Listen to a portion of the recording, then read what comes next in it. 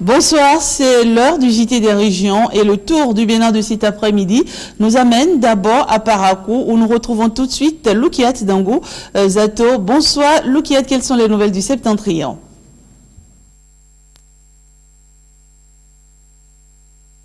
Monsieur, bonjour et merci de votre fidélité. Une note de mécontentement dans cette intervention en direct de Parakou. Les conducteurs de poids lourds ont pris d'assaut le parking gros porteur de Kikparé sur l'axe inter-État Cotonou-Parakou. C'était hier jeudi. Ils estiment ne pas être informés de la nouvelle taxe de droit de passage annoncée par les autorités de la ville. Clément Ougnon est allé faire le constat et son commentaire est lu ici par Nestor Sella. Ces conducteurs sont fâchés contre les responsables en charge du parking groupe porteur de Kikparé. Au cœur de leur mécontentement, l'augmentation du taxe de droit de passage. À mon arrivée ici ce matin, j'ai constaté que le passage a été bloqué. On m'a dit que c'est la taxe de passage qui est passée de 1000 francs à 2000 francs et j'ai refusé de payer. Maintenant, le syndicat a interdit de ne pas payer l'argent et les gens là nous gênent de payer l'argent. Pourquoi? On n'est pas informé, on ne sait pas si c'est informé, on n'est pas informé. Voilà combien de chauffeurs qui est ici. Les conducteurs de poids lourds accusent le promoteur de ce parking. Ils soutiennent qu'il est le seul responsable de cette situation. Le responsable de parking rejette l'accusation qui dit non fondée et s'explique. Je sais que c'est un peu trop, alors que cette taxe-là a été imposée même par la mairie. Depuis le 2, d'abord le 2, on a fait un lancement officiel pour que les gens, tous les camionneurs chargés, puissent payer au moins 2000 francs pour la taxe de passage. Mais on ne comprend pas. Les usagers de cette route inter-État ont connu ce jeudi des heures chaudes. Vivement un dénouement rapide de la crise au nom de la libre circulation des personnes et des biens. Parlons à présent de l'éducation des matériels scolaires au profit des écoliers et enseignants de Boris dans la commune de Ndali. C'est l'œuvre de Dedras ONG et son partenaire Educo à travers le projet d'appui à la qualité et à l'éducation, protection des enfants en abrégé, PAEPE. La cérémonie de remise s'est déroulée dans l'école primaire publique de Boris. C'est du moins ce que nous dit Nestor Sella. Avec ce lot de matériel scolaire, Dedras ONG, à travers son projet d'appui à la qualité de l'éducation et à la protection des enfants PAEP, entend améliorer les résultats scolaires des élèves. Nous voulons renforcer leurs capacités en termes de lecture, d'écriture et de calcul. Et c'est l'occasion pour qu'on puisse remercier les enseignants qui nous accompagnent dans ce exercice où nous voulons relever le niveau des enfants. C'est pourquoi Dedras ONG met au profit des apprenants et enseignants des 19 écoles bénéficiaires de manière scolaire. L'hygiène dans les écoles et l'épanouissement des apprenants occupent une place de choix dans ce don. Que de mots pour dire merci. Nous vous remercions très sincèrement pour les nombreux efforts que vous ne cessiez de nous apporter dans le cadre de notre travail et de notre éducation. Nous les demandons également d'organiser des sections de formation à l'endroit des enseignants pour avoir un meilleur rendement. Tous les enseignants ici présents feront bon usage du matériel qu'ils recevront aujourd'hui. L'acte de générosité de donateurs doit être accompagné par les apprenants pour plus de meilleurs résultats scolaires. Je les remercie sincèrement au nom du maire qui a empêché. Vous voyez, tout ce qu'ils ont fait, tout ce qu'ils nous ont apporté aujourd'hui est très important. Mais ça seul ne suffit pas. Il faut la partition de nous, les parents d'élèves. Parce que si nous-mêmes, on ne s'implique pas, ça n'ira pas. L'inquiétude des parents trouve sa solution avec l'appui de Dedras ONG, leur partenaire dans l'éducation des enfants. Cette cérémonie d'aujourd'hui s'inscrit en fait dans le cadre de la mise en œuvre de notre projet que nous mettons en œuvre ensemble bien sûr avec notre partenaire Educo. C'est donc Educo qui finance ce projet qui est mis en œuvre dans l'arrondissement de Boris et qui intervient principalement pour améliorer la qualité de l'éducation. Ce dont déjà dans les mains des bénéficiaires est une valeur de plus de 4 millions de francs CFA. Une manière pour Didras ONG de soulager les souffrances des parents d'élèves. Santé, hygiène pour terminer, respecter les règles d'hygiène pour préserver la santé contre les maladies. C'est une pratique à encourager, mais force est de constater que les produits directement consommables sont exposés aux mouches et autres insectes. Clément Ougnon et Nestor Sela se sont intéressés au sujet. Voici leur repos. On voit les gâteaux avec des mouches, des pains sur la tête, un peu avec la poussière ou bien des mouches. Vraiment, c'est pas appréciable. Comment on va faire? Nous les Africains, comment on va faire? Je vois que ce n'est pas protégé, mais quand même je mange de ça. Et le fait est là. L'hygiène autour des aliments directement consommables dans les marchés, aux abords des voies et autres points de vente reste à désirer. Les denrées alimentaires proposées aux clients doivent être entourées d'un minimum de soins. Au niveau de nos marchés, les règles d'hygiène que nous devons observer sont très nombreuses parce que les denrées alimentaires doivent être protégées quand nous prenons les aliments directement consommables. Ça doit être en principe dans des cages vitrées et très protégées. Les dames qui s'occupent de la vente de ces denrées alimentaires doivent aussi être très propres, très bien habillées et avoir un dispositif de lave-mains pour laver la main au fur et à mesure. Et également, les dames doivent avoir normalement fait la visite médicale. Si une dame est malade, elle peut contaminer les populations à travers ces expressions, surtout les crachats. Au niveau de la brigade de la police sanitaire Borgo-Alibouri, pour les autorités chargées de l'hygiène et de l'assainissement, la santé des citoyens constitue une préoccupation majeure. De ce fait, beaucoup d'actions sont menées pour garantir l'hygiène autour des aliments. Nous menons beaucoup plus les actions de sensibilisation parce que la population a besoin d'être sensibilisée sur le risque qu'elle court. Donc, au niveau du service d'hygiène et d'assainissement, nous avons la police sanitaire, nous avons les agents d'hygiène et également au niveau de la mairie, il y a des agents d'hygiène avec qui nous travaillons de commun accord pour aboutir aux résultats escomptés.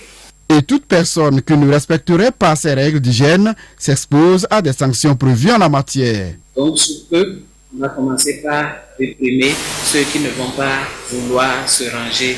Les sanctions sont multiples parce que c'est surtout les contraventions. Donc, les gens seront amendés. L'hygiène des aliments comprend un certain nombre de pratiques à suivre. Ceci dans le but de prévenir des maladies diarrhéiques. Pour ces genres de denrées alimentaires, surtout directement consommables, on demande aux femmes de mettre ça dans des cages vitrées pour empêcher que les mouches ne se posent sur ces repas-là. Parler d'hygiène n'est pas seulement la mission des autorités sanitaires, c'est aussi celle de tout être soucieux d'avoir une bonne santé. Voilà ce qu'on peut retenir de cette intervention en direct de Parakou. Merci de nous avoir suivis et à très bientôt.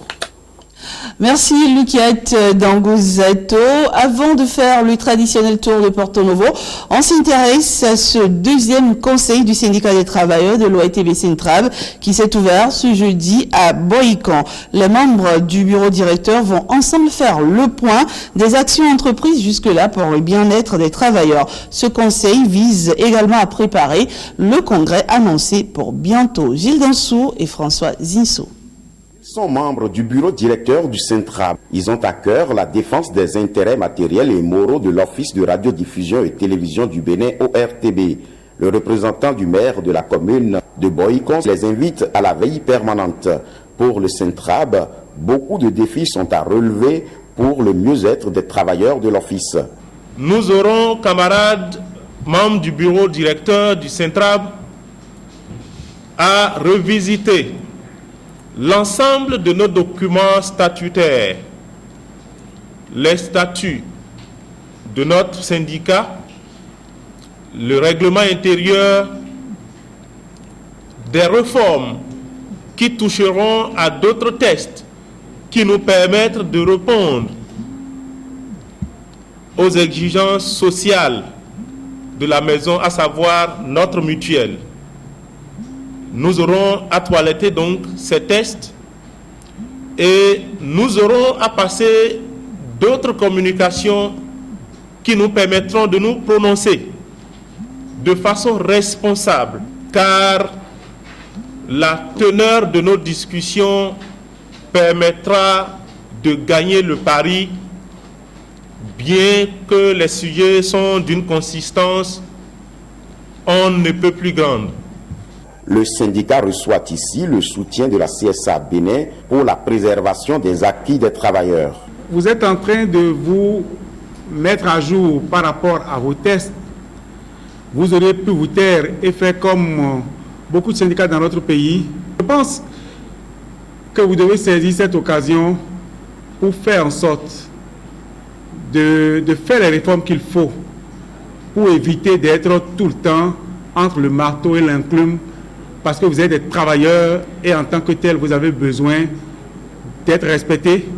Ce n'est pas parce que votre secteur est un secteur sensible et utile, est un quatrième pouvoir, comme on le dit, que vous devez subir tout le temps le diktat de ceux qui nous gouvernent. La question du passage de l'analogique au numérique sera également débattue au cours des assises. Les métiers de réparateur de vélos et d'horloger, des métiers en voie de disparition, eh bien c'est une question que s'est posée notre antenne régionale dans le Zou. On fait ensemble ce constat. Suivez. Le métier de réparateur de vélos, cela ne court plus les rues aujourd'hui. Mais il y en a qui exercent ce métier depuis des décennies et continuent d'ailleurs. 6 février 68, la réparation des vélos. En ce temps, la réparation allait tout bien. À un moment donné, il y a des changements des pièces. Les vélos VTT, marques VTT sont arrivés. Les anciens vélos, ce sont les anciens vélos que moi je répare. Je place la centrale, le maillot arrière, le maillot avant, la chaîne, tout ce qui est compris. La clientèle s'amenuise. Conduire un vélo aujourd'hui au quotidien est bien sûr rare. Là où nous sommes maintenant, il y a beaucoup de différences. Les travaux ne viennent plus comme ça. On est venu maintenant au marché pour pouvoir réparer les vélos. Les paysans, ils sont tous payés des motos.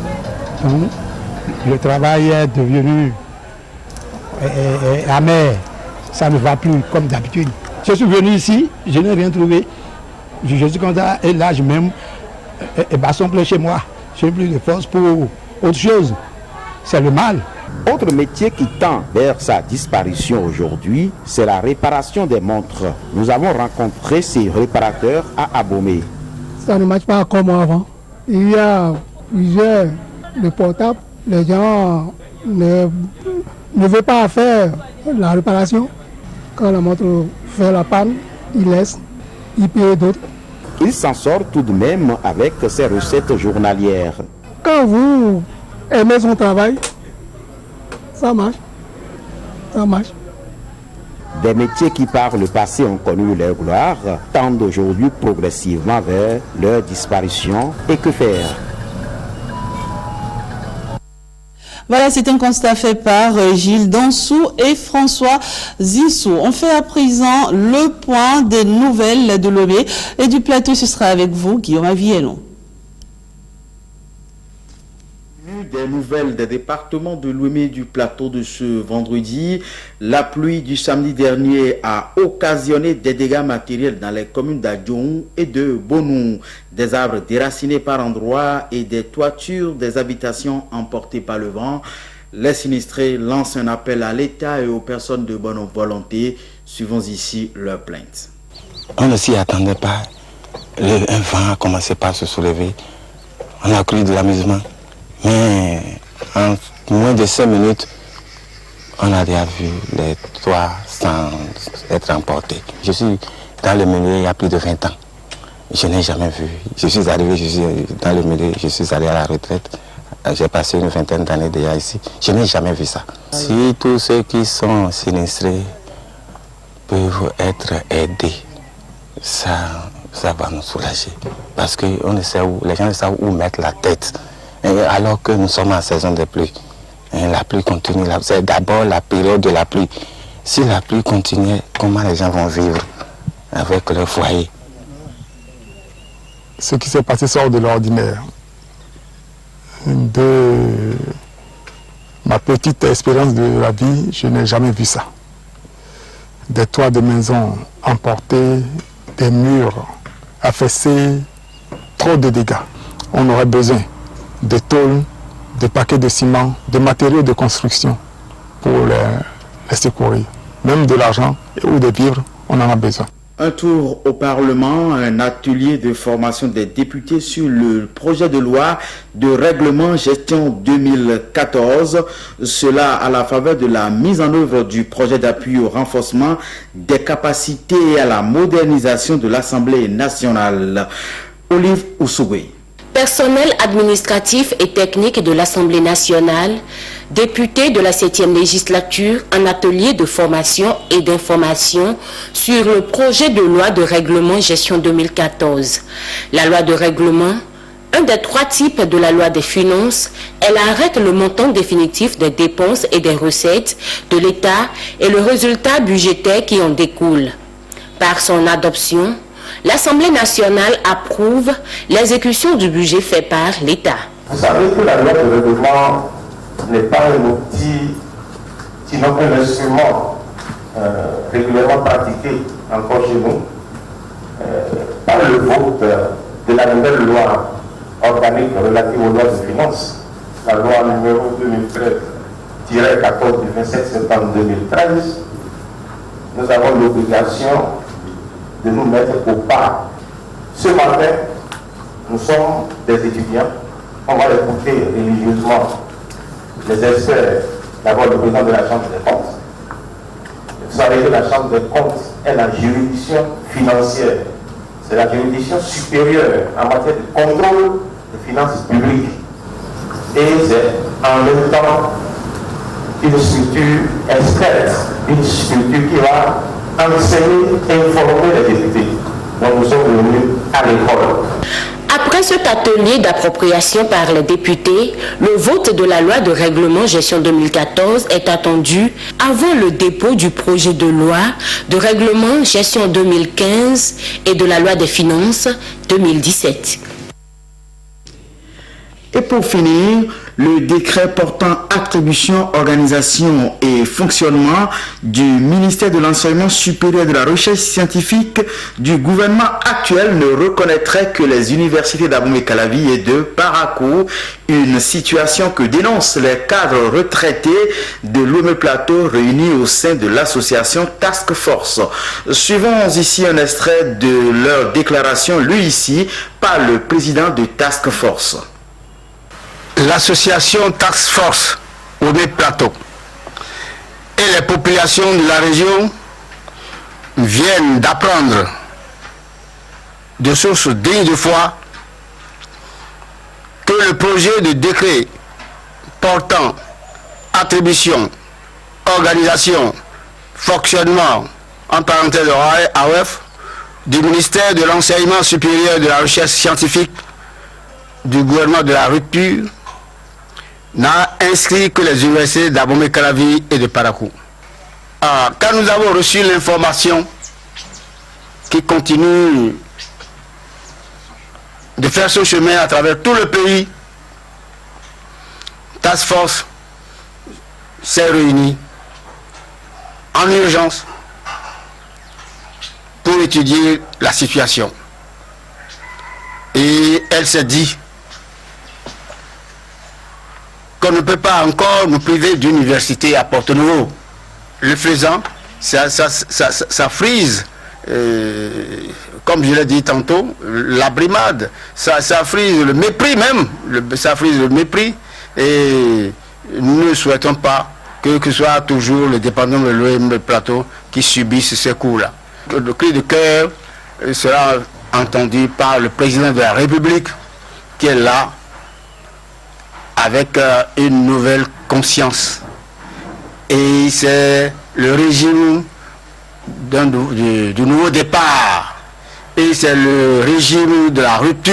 Il faut qu'on rompe avec l'ancien système, l'ancienne manière de faire, et qu'il y ait véritablement un nouveau départ, avec une nouvelle conscience, et dans ce cadre, qu'on nous maintienne notre université à Porto-Nouveau. Voilà, mesdames, messieurs, c'est l'essentiel des nouvelles à retenir pour la matinée de ce vendredi en provenance des départements de Lomé et du Plateau. Nous nous retrouvons à 19h30. C'est fini pour ce JT des régions. Merci de l'avoir suivi. Excellent après-midi et à très vite.